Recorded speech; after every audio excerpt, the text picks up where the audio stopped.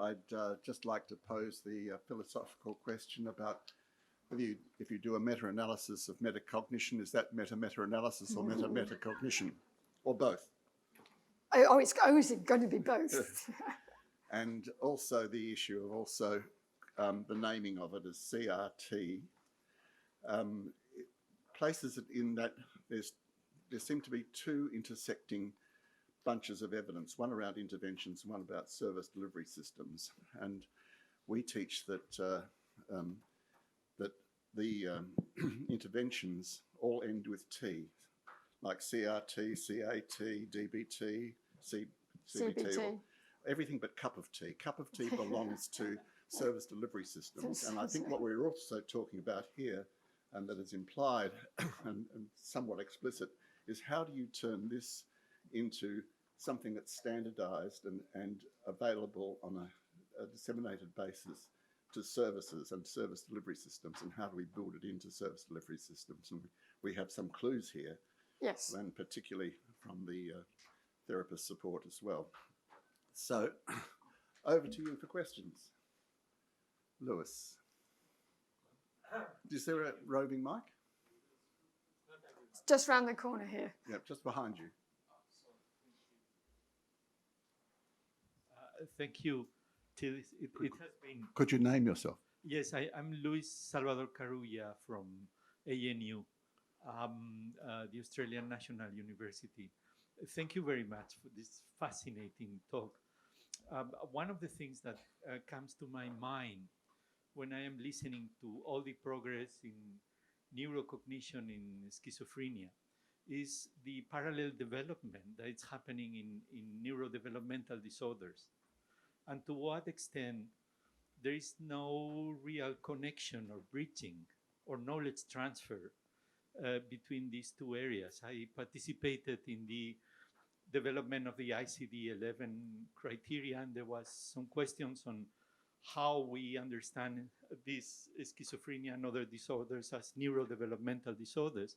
And there was no way of developing this bridge across these areas. There is a fascinating development on the understanding of the connectome and neurocognition in neurodevelopmental disorders that I think would be very interesting to apply to schizophrenia research. How do you see these connections? In terms, well, there are links actually, particularly with metacognition, with the problem with metacognition and actually some of the things that Chris does is that it's like asking for a little hominid in your brain and looking for where that is. And that's one of the issues. It is not in there like that. It's a different kind of a thing. Although in terms of recovery and rehabilitation, metacognition's been part of brain injury research for quite a long time. It's actually included in there as part of their comprehensive rehabilitation services. But you mentioned the connectome, and suddenly my brain went like blank because I'm not sure that I know whether we need to pull information from other people into schizophrenia or push information out to other people, because I'm really mostly interested in helping people to improve their lives, not necessarily in understanding in a curious way how these links might happen. In the future, they may be very important, but I'm much more interested in improving the outside of people at the moment. The next question comes from Alison Jung. Alison, I've already done it, but could you identify yourself, and could everybody do so when they... Hello, everybody. My name's Alison Jung. I'm Professor of Psychiatry at the University of Melbourne, and Stan keeps referring to me as the leader of Psychosis Australia Trust, which is somewhat disconcerting. Thank you, Til, for a very interesting talk. I'm just wondering if you could comment on the effect of combining aerobic exercise, which we know improves cognition in people with schizophrenia, with cognitive remediation. I think it's a good idea. The problem that we have is the transfer between improving cognition and having an improved functional outcome. So running around the block every day would be good. Well, I should do it more often, but it's going to make you more awake. You're going to feel better about yourself. There are lots of positive influences. It also, of course, changes your, I'm sure Chris is going to say something. It does change the way that the blood circulating in your brain as well. But I don't think that just providing aerobic exercise is going to lead to a good functional outcome unless all you're trying to do is make people feel good about themselves and improve their self-efficacy. I think you need to have other things with the aerobic exercise, and it's a good idea.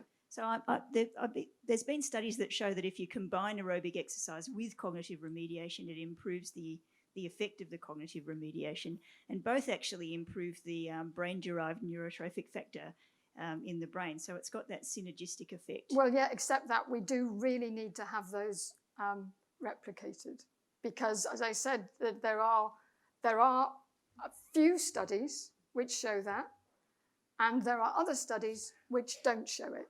So we just need to have replicable science, I think, at the minute, and we just need a few more studies.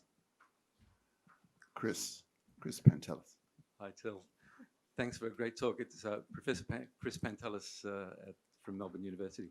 I'm not going to talk about connectomes in the brain because, I mean, it's a bit like climate change, isn't it? You know, we can argue till the cows come home about what the cause is. At the end of the day, we've got to do something about it. I'm interested in the link between cognition and metacognition, and I'm not entirely clear here whether cognition needs to improve, because if you're improving metacognition, can the two be separable, or are they dependent on each other? So if you're targeting metacognition, do you need an improvement in cognition to affect the change in metacognition, or can they be separable? Okay, so if you want to remember a list of words, good idea to chunk the words or to categorize them. There's been lots of studies showing that people with a diagnosis of schizophrenia don't necessarily do that automatically. So the metacognition will tell you, chunk it. In fact, when we were doing our earlier studies, we were quite surprised that people were doing this list learning and they'd say, oh, I know what to do. I need to chunk it. So that's metacognition. It's the understanding. So you're always going to get a positive cognitive outcome. But in that case, the metacognition comes before the cognitive improvement. Right, so it's that directionality, which I think is so. interesting. Yeah. It may not be the case for attention, but it certainly is the case for higher cognitive functioning, which are what we generally tend to use in functional outcomes, what we need for functional outcomes. I think the next question is Anthony, sorry, and then further back. Thanks, Til. Anthony Harris, Professor of Psychiatry, University of Sydney. Part of this conference is about how to translate the research into services. And so one of the important questions, I suppose, is should we be doing a little bit for a lot of people or a lot for a few? I don't know what a lot means, because in terms of lots service, of cognitive remediation, lots of sessions, concentrating on a few.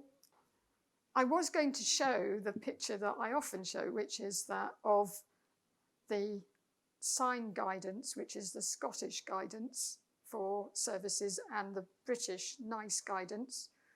Cognitive remediation is in the sign guidance, and it is not in the NICE guidance, using the same data. So we differ on Brexit and we differ on cognitive remediation. So one of the issues is how to define what that is. You can't suggest that everybody gets it. And in fact, in Maurice Bell's studies, what he found because he does these ones where you boost supported work with cognitive remediation. And after 2 years, he found that there wasn't a difference in terms of how much people were working. But then he went back and looked at the initial functioning of people who were going into supported work. and divided them just down the middle, people with the poorest functioning when they started and people with better functioning. And it was only the people who were the poorest functioning that actually carried on having that improvement. And it may just be that we're only topping some people up a little bit, and it may be helpful, but it's not noticeable, at least not to perhaps to services. So I'm a sort of evangelist for people who are really have a very poor functional outcome, who don't achieve their personal goals. And I think those people are the people we ought to be aiming at absolutely first. So rather than just give it to everybody, I think we should be aiming for the people who might need it most, where a little boost might be a big enough boost for them to engage in other recovery programs.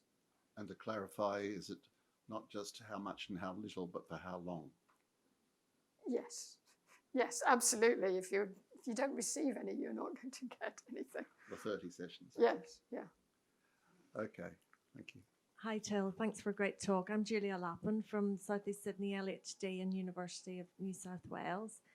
Til, I wanted to ask about which populations benefit most from cognitive remediation. So, for example, is it as useful in older people as younger people?